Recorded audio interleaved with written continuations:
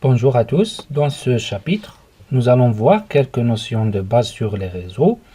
C'est vrai, ce n'est pas une formation réseau, mais c'est juste quelques notions de base qu'il faut savoir pour suivre cette formation. Donc, c'est la suite du chapitre de la première formation. Maintenant, on va parler des bases réseau. Le plan de cette formation se constitue de 3 points. On va parler des méthodes d'interconnexion des sites, les notions routeur et passerelle par défaut, Default Gateway, et des notions de base sur les VPN.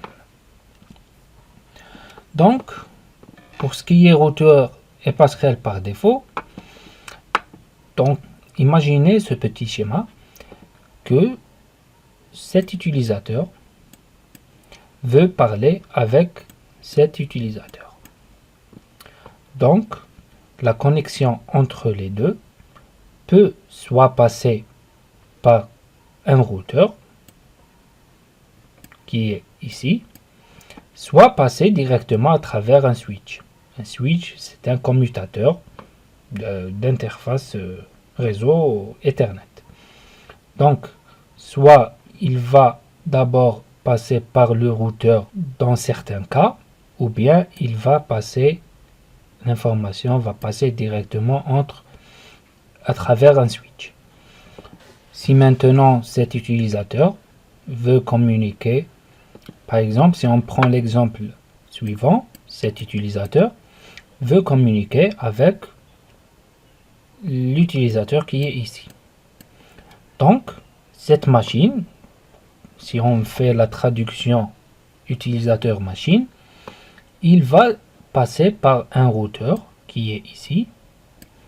Ce routeur va router le trafic ou bien les paquets vers le réseau de l'utilisateur distant. Donc, le réseau ici, c'est un réseau à part. Et le réseau qui est ici, c'est un autre réseau. Donc, le routeur, une fois il reçoit le trafic, il va le router vers l'utilisateur distant. Mais bien sûr, il ne va pas router directement de cette manière, mais plutôt, il va router les paquets vers le prochain routeur qui est appelé le prochain saut, Next Hop.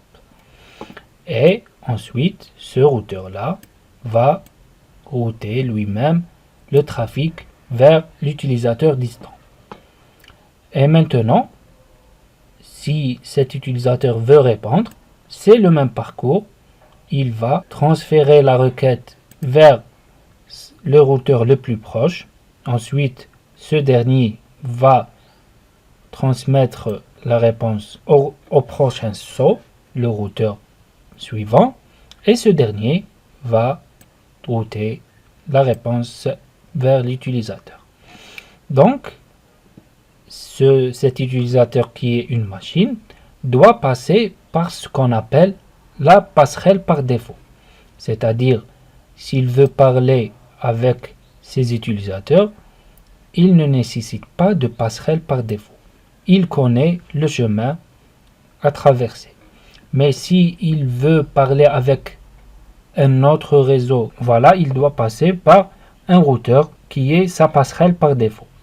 Donc, ce routeur-là, c'est la passerelle par défaut de l'utilisateur qui se trouve ici.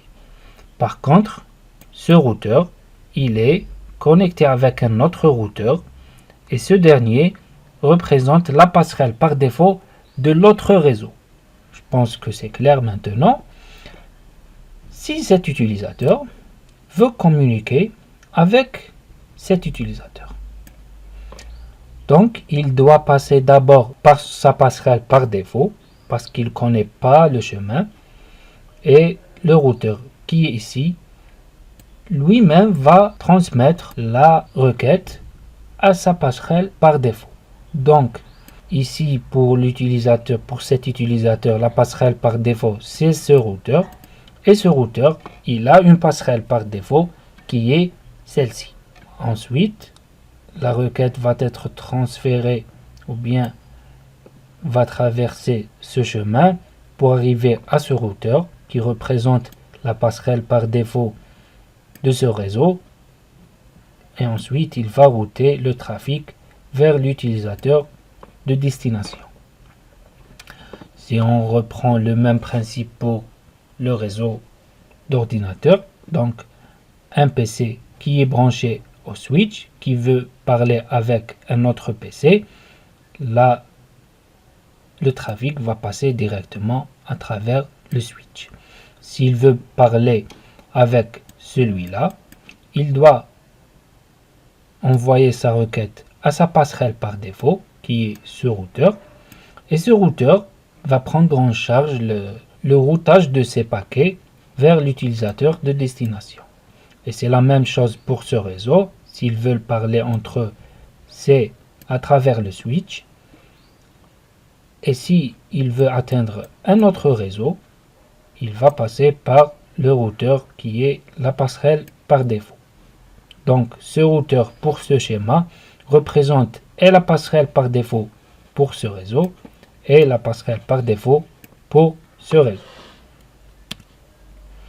Donc les méthodes d'interconnexion des réseaux, si on représente un réseau central ici, un réseau distant et un autre réseau distant, l'interconnexion entre les réseaux distants et le réseau central se fait généralement soit par câble, que ce soit un câble Ethernet lorsqu'il s'agit de petites distances. Sinon, si la distance elle est plus importante, on peut utiliser par exemple la connexion Wi-Fi entre les deux réseaux. Donc ce qu'il faut, un routeur ici et un routeur ici pour interconnecter avec un câble soit Ethernet soit de la fibre optique les deux sites. Ensuite, entre ces deux sites, on peut utiliser par exemple deux bornes Wi-Fi, une sur chaque site, et l'interconnexion entre ces deux bornes se fait à travers les liaisons radio Wi-Fi. Et ensuite, dans l'autre côté, la connexion se fait à travers des câbles ou bien même avec du Wi-Fi. Et comme ça, les utilisateurs qui sont sur le site distant vont passer par le Wi-Fi ou bien par le moyen de transport disponible pour passer par le routeur principal, ensuite sortir sur Internet. C'est la même chose pour ce réseau. Ils peuvent passer à travers le câble, ensuite passer par le routeur pour sortir sur Internet. J'essaie de simplifier au maximum les choses pour que tout le monde comprenne le principe. Une autre méthode, c'est tout simplement les tunnels VPN, Virtual Private Network. Qu'est-ce qu'un tunnel? Tout simplement, lorsqu'un site distant, une succursale, une filiale veut accéder au site central, elle va utiliser le trafic à travers le VPN. Donc, ce routeur qui est ici va établir une connexion sur Internet en se connectant sur Internet avec les informations VPN du tunnel configurées ici. Donc, ce routeur va se connecter sur Internet et utilise la méthode d'interconnexion VPN. Ce routeur, c'est la même chose. Et ensuite, lorsque les deux connexions sont conformes, donc un tunnel VPN, un tunnel va être créé entre les deux sites comme si ils sont connectés physiquement. Mais réellement, c'est le routeur. Le trafic passe par Internet et revient par Internet comme si le tunnel est établi physiquement. Donc, de manière plus précise, un réseau 172.16.10/24, le réseau A, pour qu'il se connecte à un autre réseau distant à travers Internet, 172.16.2.0/24, il va utiliser un serveur VPN sur la partie A et un serveur VPN sur la partie B. Ensuite, un tunnel va être créé entre les deux réseaux pour interconnecter les deux réseaux. Maintenant, on va rentrer dans les détails. On va voir quelques détails et notions de base sur les VPN. Donc, c'est quoi un VPN? Un VPN, c'est pour dire Virtual Private Network. C'est un système permettant de créer un lien direct entre deux réseaux distants. Donc, ce système permet d'accéder à des ressources distantes, comme si l'on était connecté au réseau local. On peut ainsi avoir un accès au réseau interne. Généralement, on trouve deux types de VPN. Le VPN site à site et le VPN client à site. Pour le VPN site à site, c'est de joindre deux réseaux de deux sites distants ou bien deux entreprises. Par contre, pour le réseau VPN client à site, il permet aux utilisateurs itinérants d'accéder aux ressources d'entreprise en passant par Internet sans qu'ils doivent être présents sur le site, sur un certain site ou bien le site local ou bien le site d'une succursale. C'est-à-dire, à partir de n'importe quel endroit, ils peuvent se connecter aux ressources locales. Les connexions VPN, par défaut, ne sont pas nécessairement chiffrées et on doit mettre en œuvre un système de chiffrement. Donc, on doit utiliser des protocoles pour transporter des données chiffrées à travers le tunnel VPN. Parmi ces protocoles, on peut citer le Point-to-Point Tunneling Protocol ou bien Layer 2 Tunneling Protocol, qui utilisent tous les deux la couche 2 du modèle OSI et ou bien ne présentent pas de chiffrement et nativement, ils ne sont pas chiffrés ou bien ils ne chiffrent pas les données transportées. Par contre, on a deux autres protocoles plus ou moins récents qui sont l'IPsec et le SSL. Il utilise la couche 3 pour l'IPsec et la couche 3 et 4 pour SSL.